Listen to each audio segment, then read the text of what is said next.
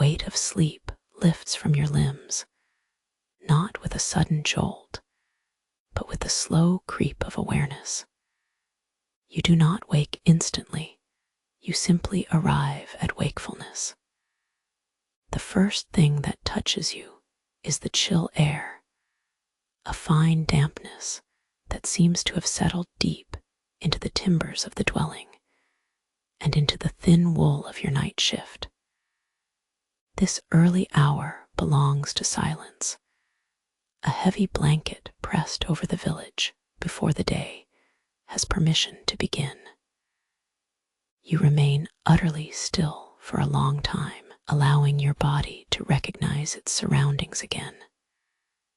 The chill seems to rise from the earth itself, whispering up through the packed dirt floor and into the mattress beneath you. It is not an aggressive cold, but a pervasive one, like cool breath on autumn leaves.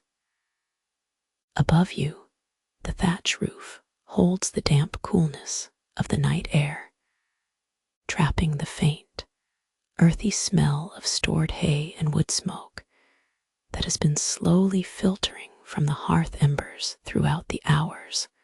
While you slept, you become keenly aware of your own breathing. It is shallow at first, a slow expansion and contraction of the ribs that seems too quiet for the nascent world outside.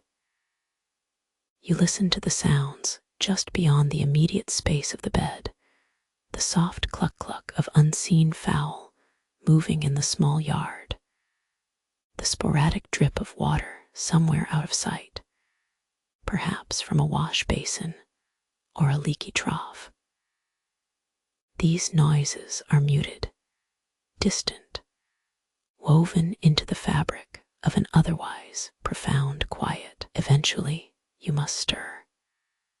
The simple task of rising is conducted with a slow deliberation that resists speed. You roll onto your side, feeling the subtle friction between your woolen garments and the bedding material beneath you. When you sit up, there is a brief, soft ringing in your ears, as if the profound silence has made the normal sounds seem too loud. The limited amount of natural light filtering through the small, oiled parchment window panes seems to have the pale, washed-out quality of pewter. It does not illuminate so much as it softens the corners of everything. You feel the necessity of dressing begins with a quiet ache in your joints, an acknowledgement of the night's rest and the early rising hour. You reach for the simple tunic folded at the foot of your pallet. The wool is thick, rough against your fingers when you handle it, smelling faintly of smoke and drying sweat from previous wearings. As you slip into the garments, the coolness of the morning air brushes past exposed skin, a refreshing shock that quickly moderates itself to a manageable chill. The entire process of dressing takes up most of your early minutes. There is no hurry. Every knot of the simple leather belt to adjust, every pull on a cuff, feels measured and deliberate against the backdrop of pre-dawn quiet. You pause often simply to observe the details, the slight grime embedded in the wooden chair you used to sit while dressing, the way the deep grain of the timber settles under your hand, mapping out silent histories of years of human touch. From this vantage point, sitting quietly within your small quarters, you begin to register the life that exists just beyond the threshold. The faint scent of wood smoke, which had seemed uniform moments ago, starts to change. It gains subtle notes, perhaps the tang of burning pitch mixed with the sweeter smell of damp kindling, being carefully handled elsewhere in the community. This mix of odors is a quiet herald of activity. You notice the quality of the light on the nearby wooden beam supporting the ceiling. It catches the dust motes that have been suspended motionless since last night, making them visible only now, like slow, glittering specks moving through a low, golden atmosphere. These particles remind you how still and thick the air is in this early hour, undisturbed by wind or rushing movement. There is a particular rhythm to the awakening village that you are beginning to absorb. It is not the sudden clamor of voices or tools. It is much softer. You hear a lowing sound from outside, perhaps cattle being nudged away from the immediate dwelling area. Further still, you catch a soft scrape and lift, the unmistakable sound of heavy wooden cart wheels slowly rolling over unpaved ground as someone moves material, unseen by you yet audible. This quiet ritual of awakening is governed by necessity. The body needs warming, the household needs preparation. You move toward the hearth area, which remains a modest space in this dwelling. The embers are still glowing, not with active flame, but with a deep orange persistence, the remnant warmth that promises the start of heat and light for the day ahead. You gently begin to tend to those coals. Your fingers brush against the ash-covered grate, feeling the fine grit under your nail beds. The air here smells intensely of burnt oak and thyme. It is a smell that speaks of continuity and resourcefulness. You use a simple tool, perhaps a poker or a small rake, to carefully shift the banked ashes and coax life back into the dying embers. This action demands focus. You must pay attention to how the residual heat radiates outward. It warms your face. It slightly heats the woolen shawl you draw around your shoulders, pushing back the sharp edges of the pre-dawn chill. As you stoke the fire, you are not merely adding wood. You are performing a slow, deliberate act of creation, inviting warmth and illumination into the gray expanse of the morning. The rhythmic scraping as you build up the coal bed is surprisingly calming. It is a low, repetitive sound that acts like an auditory anchor, steadying your thoughts as they begin to drift from the comfort of sleep toward the obligations and simple pleasures of the day ahead. You consider how essential this routine is. The careful tending of the flame is more than mere domestic chore. It is the practical establishment of safety for hours to come.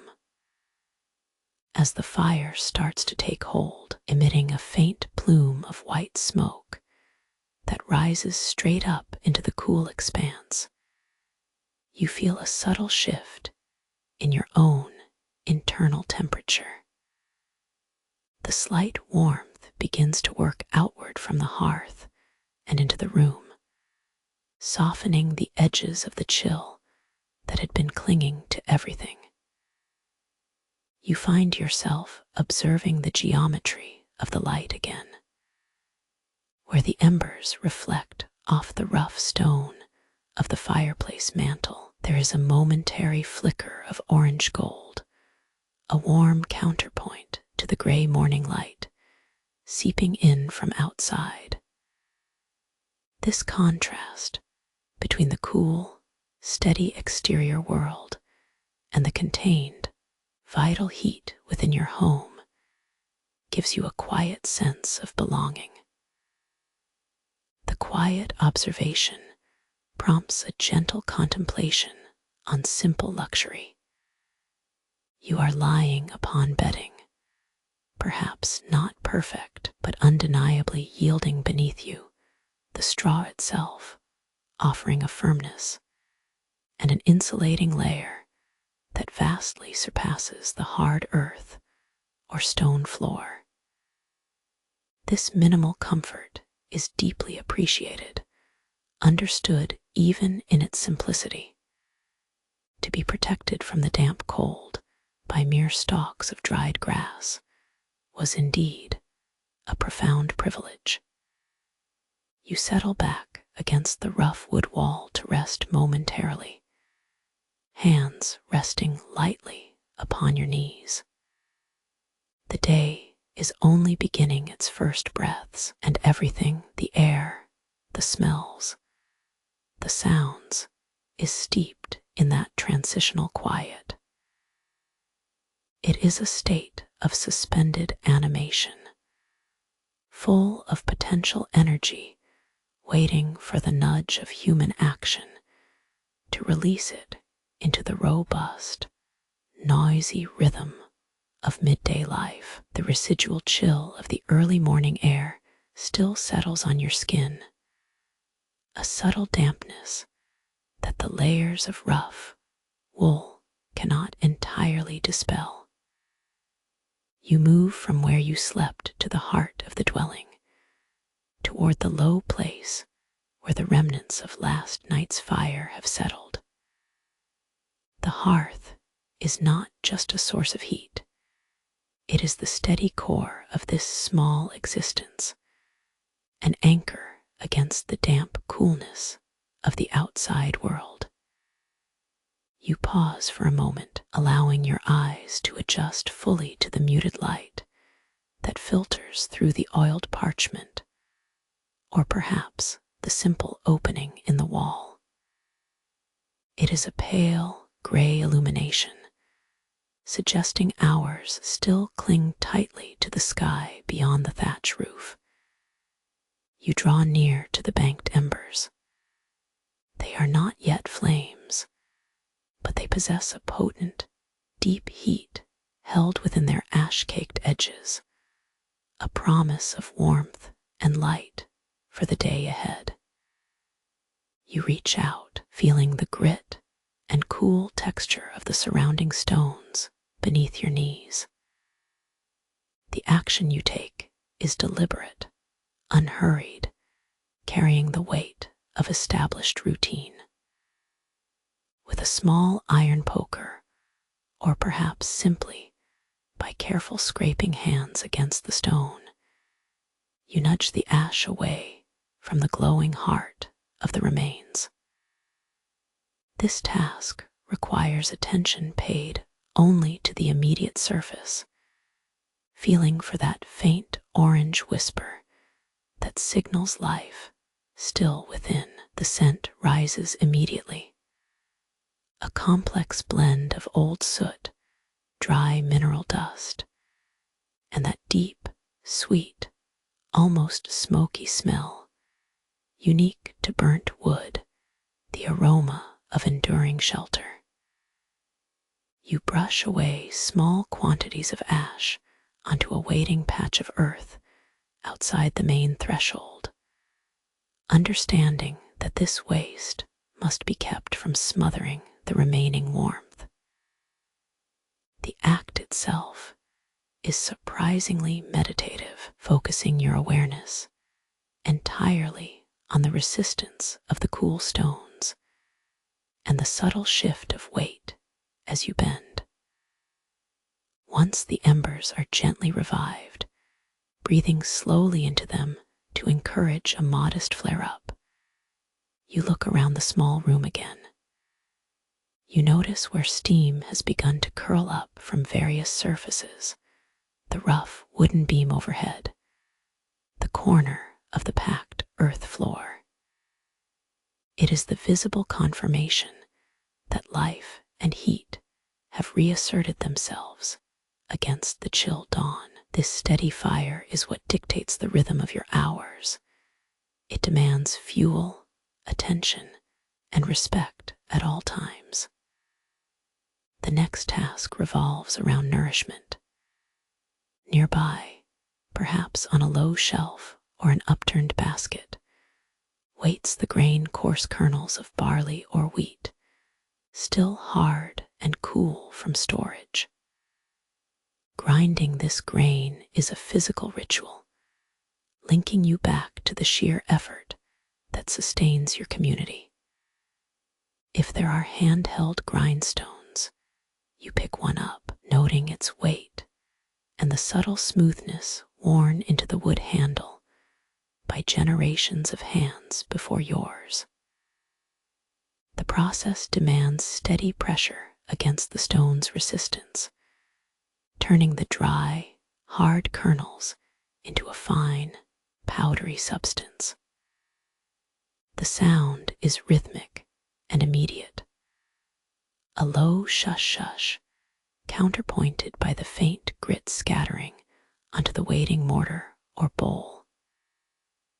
You observe how the effort feels across your arms and shoulders, a pleasant, necessary ache that speaks of utility and survival.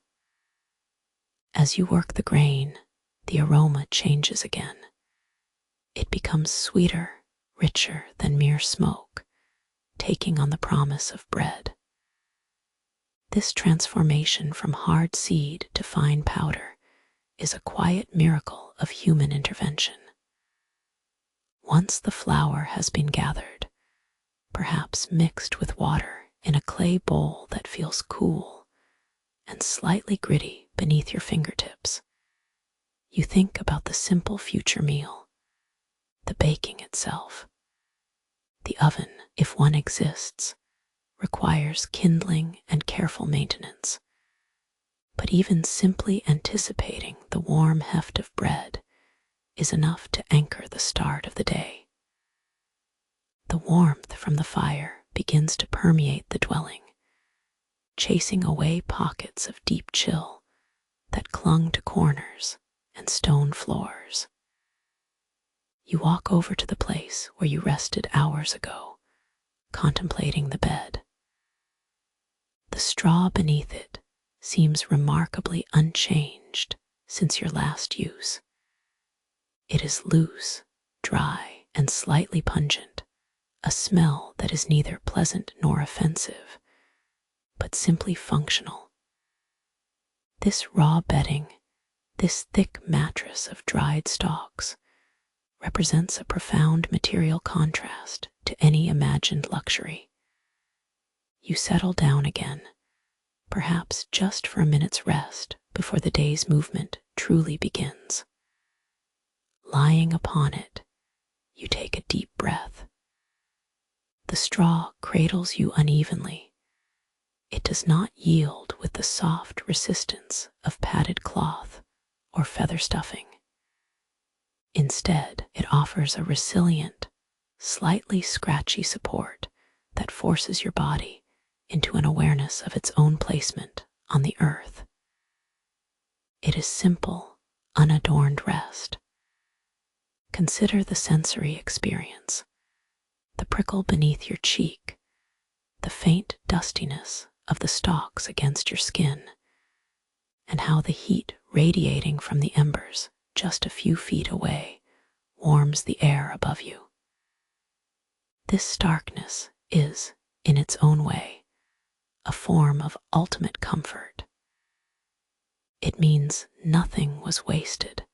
The support was breathable, natural, and durable enough to endure night after night.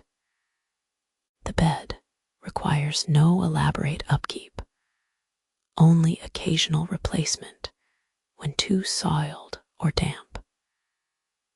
The morning routine thus becomes an intricate weaving together of these sensory details. The initial coldness on your skin giving way slowly to the internal heat fostered by the fire. The rough texture of the bedding supporting you against the earth's chill. The dry, earthy scents mingling with the sweet promise of baked bread. It is a slow ceremony of endurance and provision.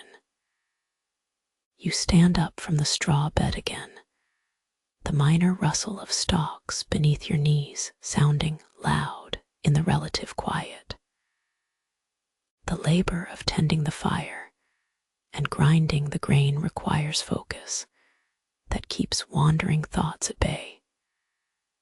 As you finish kneading or preparing the dough, a sticky, yielding mass that warms quickly in your palms, you breathe it in. This bread represents not just calories, but the continuity of your community's efforts. The field, the mill, the hands that gathered and processed. It is a profound cycle of sustained existence. The soft glow of the first nascent light begins to edge through the openings, illuminating dust motes dancing above the hearth.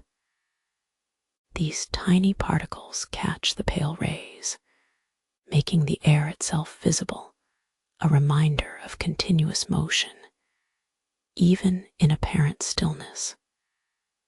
You carry your basket or implements, now fully integrated into the rhythm of the day's rising tempo.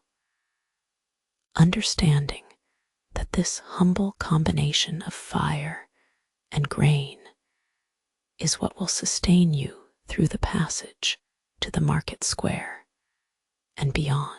You pull the rough cloak tighter around your shoulders, the wool scratchy against your skin, but reassuringly familiar. The low haze of smoke from your dwelling lingers in the crisp morning air, mingling with a scent that is purely wood and damp earth. You have already tended the embers until they shone with that deep, steady red glow, and the satisfying smell of freshly ground grain still clings faintly to your clothes. Now, the world calls you outward. The day demands motion, gentle but persistent, guiding you from the quiet safety of the hearth into the nascent light of the village streets. You step past the threshold, and the change in air pressure is immediate. The comforting density of your home gives way to a cooler openness. You are bathed in the pale yellow-gray light that suggests morning, but has not yet acquired the warmth of true day. This light seems to seep into the stone lanes, illuminating the damp sheen on the cobblestones you walk across. Your initial steps are measured, slow. The cobbled stones under your simple leather shoes feel cool and uneven through the worn sole. Each step requires a small calibration from your ankle, a slight shifting of weight that grounds you firmly in this place, this time. You do not rush. There is no reason to. Movement here is an observance itself, a careful cataloging of what exists around you. The air carries different scents. Now, the clean, mineral smell of runoff water from the upper thoroughfares mixes with the acrid tang of horse manure drying in the morning sun. And beneath that, something sweeter, perhaps wood smoke carried from a distant chimney or crushed herbs. You lift your nose slightly, letting the various smells register like notes in an unfolding symphony. The lane you follow is narrow, built by centuries of necessity rather than convenience. Buildings press close on either side, their stone facades bearing the staining patterns of countless rainfalls and smoky seasons past. Some seem freshly whitewashed, catching the nascent light brightly, while others wear a dark patina that speaks of age and resilience. You begin to notice the early rhythm of life. It is not a sudden burst, but rather a slow, deliberate exhalation from the sleep of the night. Near the corner where two lanes meet, you see the blacksmith. He stands by his anvil, which gleams dully, waiting. His bellows are resting against the wall, and though he has not yet stoked the coals to full heat, there is already a sense of purpose about him, a quiet, coiled readiness that belongs only to craftspeople.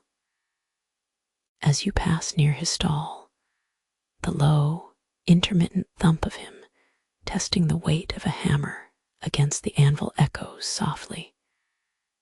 It is a sound that speaks of permanence and utility, the steady work that shapes life around it.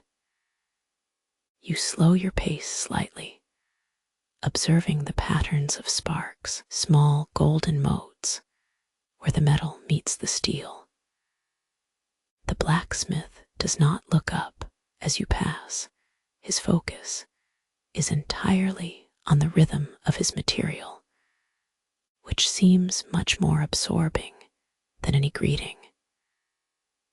You continue walking, allowing the atmosphere to settle around you like a familiar cloak.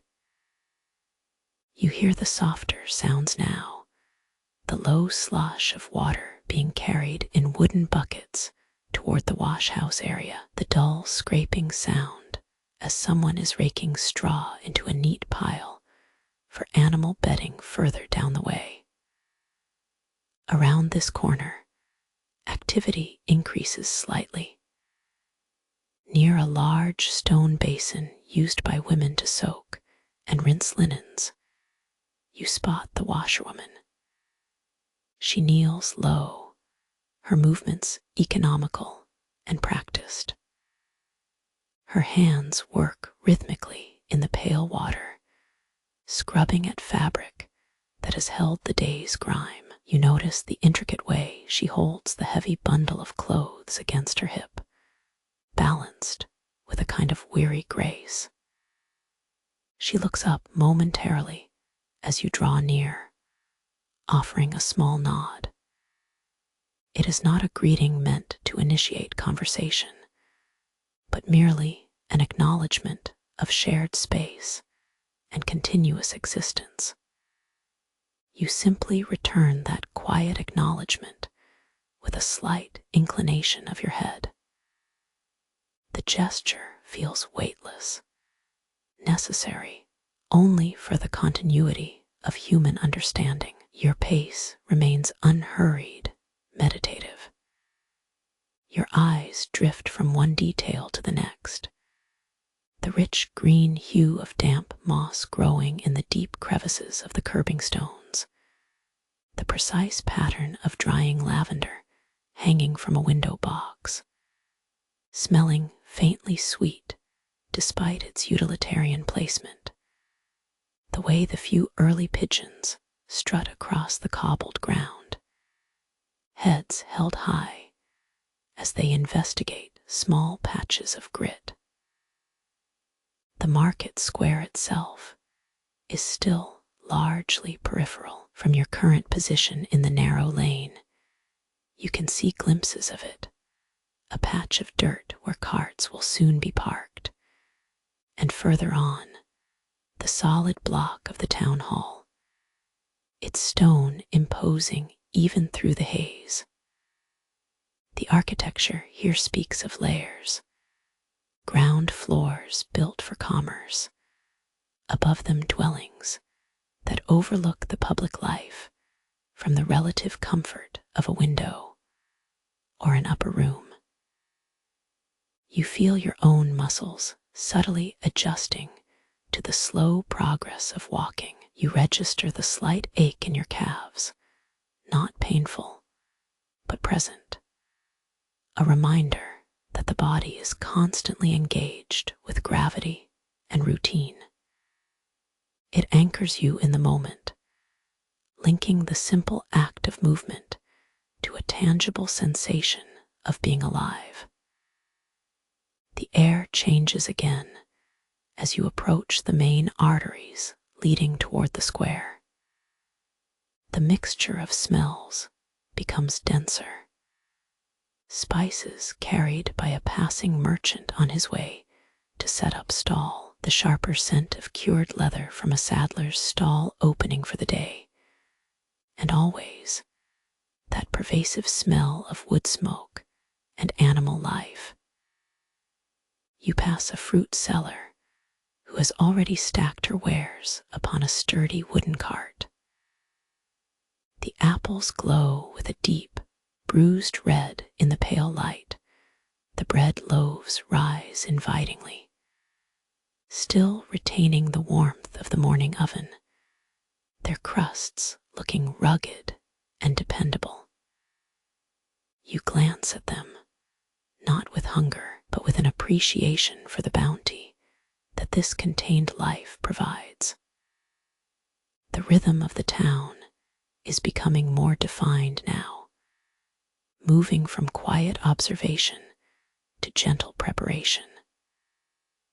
The scattered noises coalesce, a cart wheel creaking as it navigates a curve, a low whistle signaling a passing stable hand, the soft, rhythmic clatter of discarded tools being collected and stacked by a workman. You continue following this meandering path, letting the sounds guide your attention like subtle threads. You find yourself noticing how people carry their goods, the heft of baskets filled with roots or woven grasses, the careful way a mother adjusts a child's tunic while keeping an eye on the surrounding bustle. The experience is one of deep saturation. Every surface seems textured, whether it is the coolness of the worn stone underfoot, the rough nap of the passing man's jacket, or the slightly tacky dampness clinging to the eaves of the timber-framed houses. You are absorbing the visual texture of daily life. It makes you think about how much of human existence hinges on these small, repeated actions. The careful stacking of dry wood, the systematic scrubbing of cloth, the steady passage from one point in the day's routine to the next. These tasks, seemingly simple and unremarked upon, are what knit together the fabric of your community. The journey toward the center feels like a slow unwinding, shedding the deep quietude of home for the patient symphony of effort that characterizes settled life. You breathe in deeply, pulling in the mixed breath of wood smoke, damp earth, and humanity. This is the living air of the town, robust and layered, entirely different from the filtered stillness you left behind at dawn. You finally reach a wider intersection, nearing the open space that will become the market square. Here, the buildings give way slightly, allowing more light, real yellow sunlight now, to stream into the passages. The crowd density increases, though still manageable, moving like water around established stones. You slow your steps one last time, becoming a part of the gentle current of people flowing toward the center, prepared to observe the commerce and community that await you in the heart of the day. The bustling energy of the market square, with its vibrant shouts and clatter of goods, eventually begins to settle around you. You navigate away from the central thoroughfare, following a quieter passage that winds back towards the edge of town. The intensity of human activity slowly lessens, replaced by the steadier sounds of localized work. This quiet retreat leads you into areas defined by necessity. Small patches of cultivated ground or workers engaged in crafting materials. You find yourself settling into a rhythm of hands-on labor. It might be near a small copse of trees, gathering fallen wood that is dry and manageable, or perhaps at the edges of the community garden, where the roots are working slowly beneath the surface soil. Your movements become purposeful, not rushed.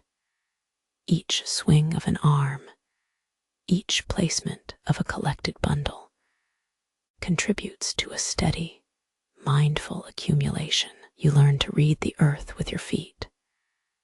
You notice which patches of ground yield dry kindling easiest, and where the tufts of thistle or tough weed root most stubbornly. The soil beneath your boots has a distinctive smell today, a mix of turned-up darkness, hints of compost from yesterday's decay, and the faint, metallic tang of nearby moisture. This labor is not glamorous, but it holds a profound weight of meaning. Every piece of twine you twist into shape, every stalk you gather for future bedding, speaks to survival in a cyclical sense. You are participating in the quiet, unceasing effort that keeps life steady and manageable within the confines of this community. You spend time carefully collecting various raw materials. Perhaps it is gathering sturdy reeds from near a slow-moving stream, their fibers promising structure when dried, or picking through bundles of coarse flax gathered from neighboring fields. You handle these things with careful hands, testing the strength of the twist, feeling the smooth resilience of the drying bark under your fingernails. The texture of the raw materials is what grips your attention most intensely. The reeds feel stiff and slightly brittle, yet capable of immense tensile strength. The flax strands are surprisingly soft when fresh, but gain a rough dignity as they begin to dry in the sun's heat. You spend moments simply running these different textures across your palms, comparing the slick coolness of polished river stone against the chalky dryness of harvested straw. Observing the community at work around you offers quiet lessons.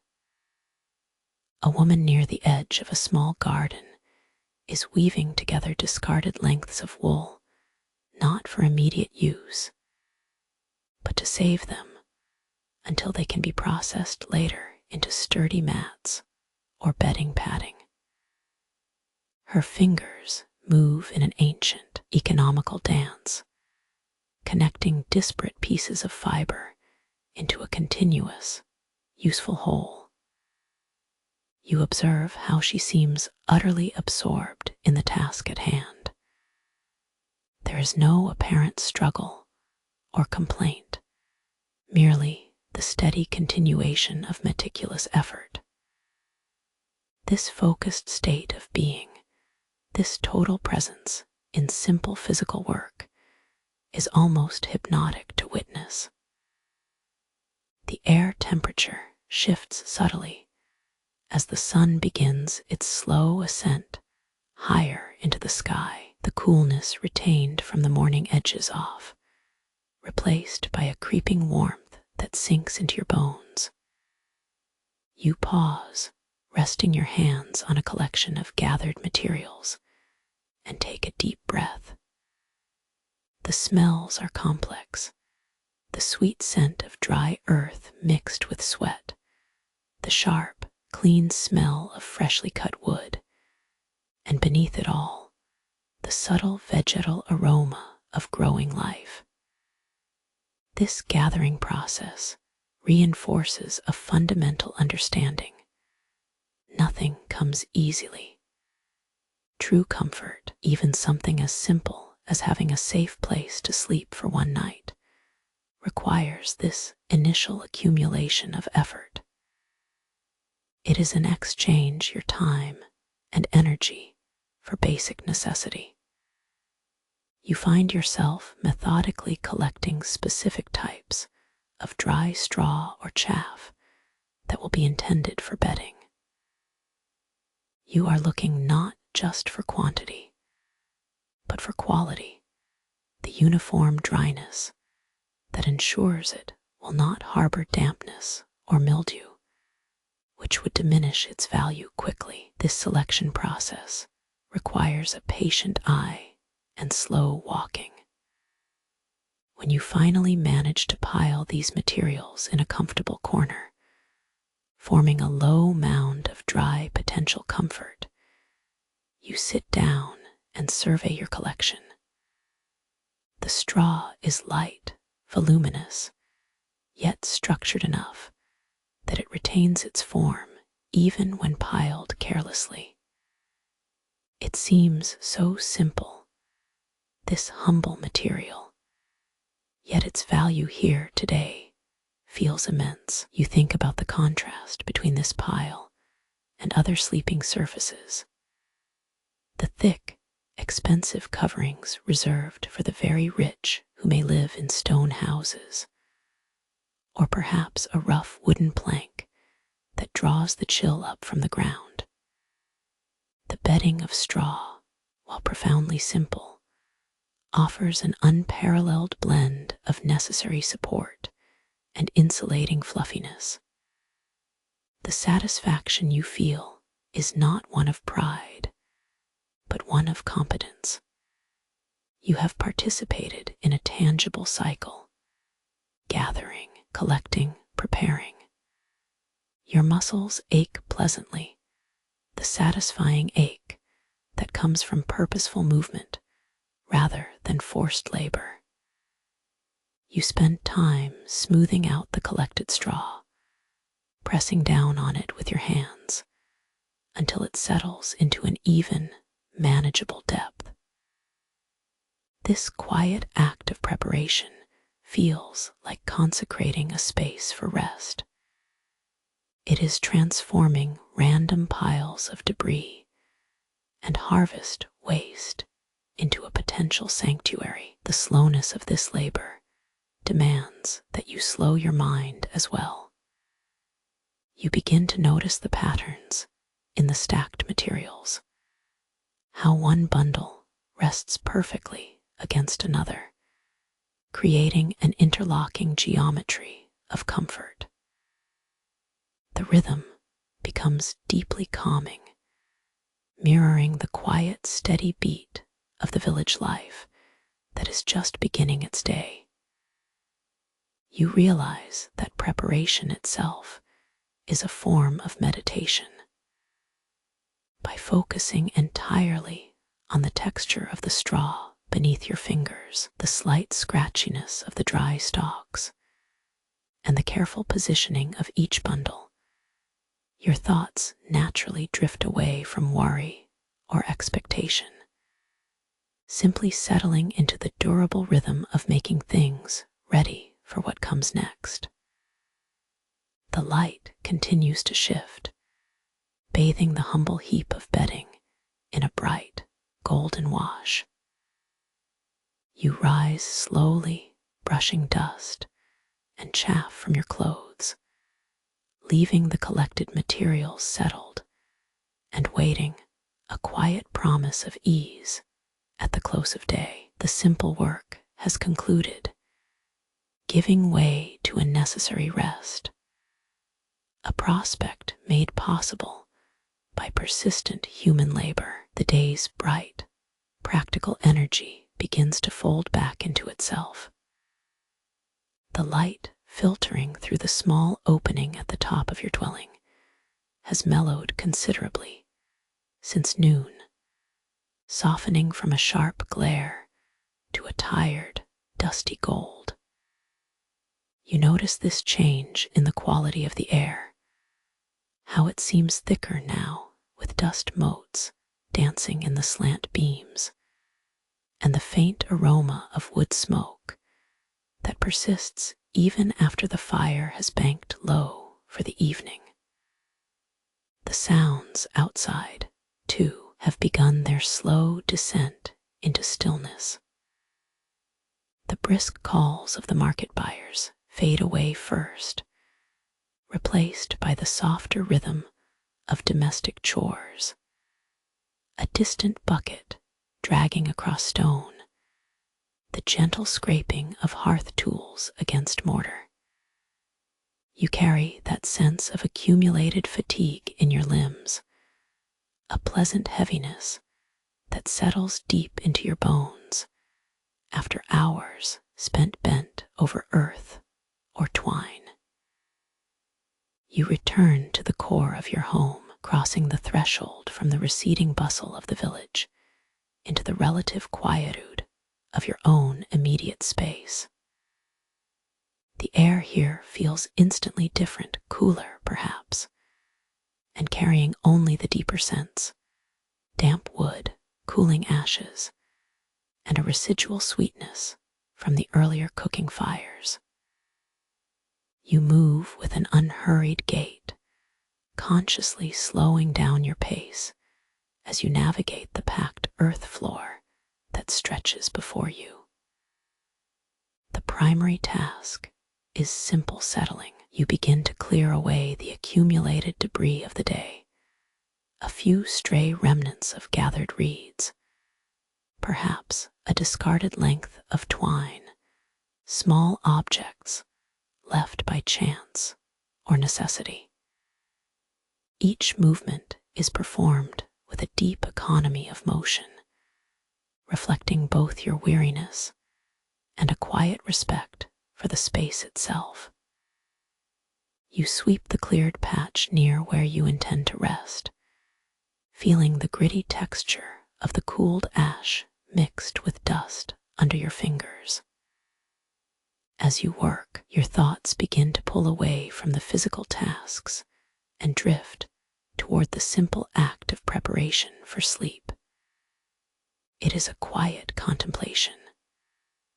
Earlier in the day, when gathering materials, you had noticed how dry the reeds were, and how fine the straw was, that pale, brittle bounty that offered so much comfort despite its humble origins. You pause your work to examine this bedding once more. Lying down on nothing solid or something rough and uneven is a different kind of discomfort entirely. Yet, it holds a distinct value because of the simple way these things are made, cut cleanly from the stalks that needed harvesting anyway, and their sheer practicality. They represent a quiet peak of luxury that most people took for granted. They were not silk or feather, but they were clean, dry, and fundamentally supportive. You observe the straw up close. It is yellowed with age and careful drying, slightly brittle to the touch, yet possessing a necessary fluffiness when properly laid out in layers. The scent of it, dry grass warmed by residual sunlight, is remarkably neutral, almost comforting in its lack of strong perfume, making it ideal for peaceful breathing. Unlike other bedding materials that might trap moisture or emit strong odors, this straw offered breathable rest. This consideration prompts a deeper reflection on the concept of comfort itself within your world. You realize that luxury was not solely defined by what covered you, but by the simple absence of extreme discomforts. No pests biting through seams, no persistent dampness leaching warmth from the bones, and nothing that required excessive cleaning or upkeep. The perfect straw bed offered resilience. It allowed moisture to escape into the earth beneath it, keeping the layer above dry enough for restful sleep. When you finally approach your sleeping area, you begin the ritual of laying out a fresh section. You handle the bundles with a careful gentleness, knowing that this effort secures several hours of necessary rest. The straw settles with a satisfying rustle, a sound that seems to absorb and diminish the sounds of the approaching night. The growing darkness brings with it changes in temperature and sound. The cooler air begins to seep up from the ground, raising goosebumps on your forearms. You shift slightly, finding a patch where the floor radiates the most residual warmth near the banked embers. This contrast, the slight chill creeping upwards against the promise of warmth, just inches away, makes the act of lying down feel particularly profound. You carefully arrange yourself upon the straw. The initial sensation is one of defined support. You are held up by countless tiny, interlocking points of plant life.